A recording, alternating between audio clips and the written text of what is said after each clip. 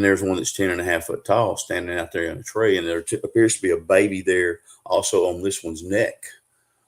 Right there. So we've got that picture put out there, and it's in my book as well there. But just like I said, just very blessed to have something like that right there, because it'd be pretty easy to quit if you weren't getting some kind of activity. But having that kind of activity, it's pretty easy to be hung up. I'm not saying hung up on it or being obsessed with it, but actually realize that there's something out there and it's worth observing or worth looking at.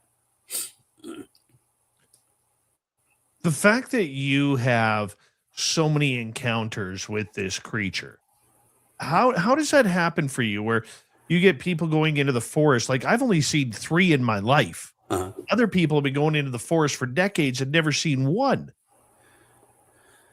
It's funny because when I was a kid, I grew up there on the Sulphur River bottoms down there, and my dad was an amateur boat builder. So we would go down there to try to launch the boats that he built during the week or the period of time. And we went down one day, and there's 2 of them out there on the sandbar.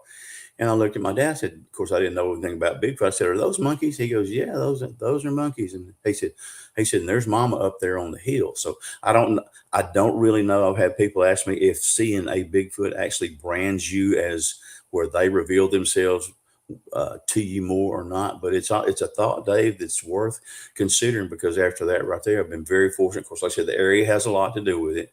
I spend a lot of time in the woods hunting and fishing. And so I'm out there in the woods and then, pretty far out there.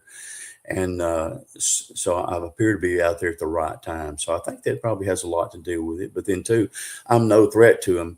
A Bigfoot, and this is for sure what I call classic Bigfoot behavior. Bigfoot are just like dogs. They can recognize your intent.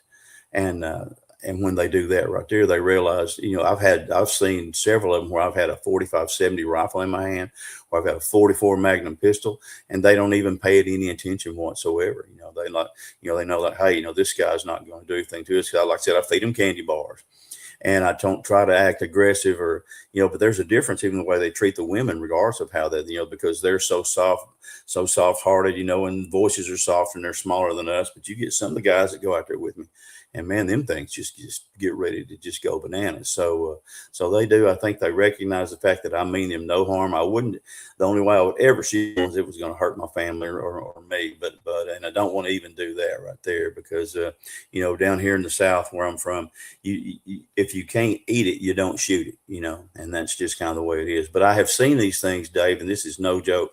I have seen them act in such a family way when they got their babies with them and stuff like that. The 2 7-footers I told you I saw, the 2 twins, they were walking down the edge of the clear cut there that had just been cleared, and they were almost like 2 pals, because all of a sudden one of them evidently did something that I didn't like. He took and put his hand on his shoulder and just pushed him like this. The other one kind of stumbled. He ran back towards him, and then they square back up, walked into the woods. And the 2 Stevens started coming up, so then they walked into the woods, but they were right back out. So they really have some traits that where they appear to have genuine affection for each other. And those of their troop. And I think they recognize me and Steven as well in being that way. So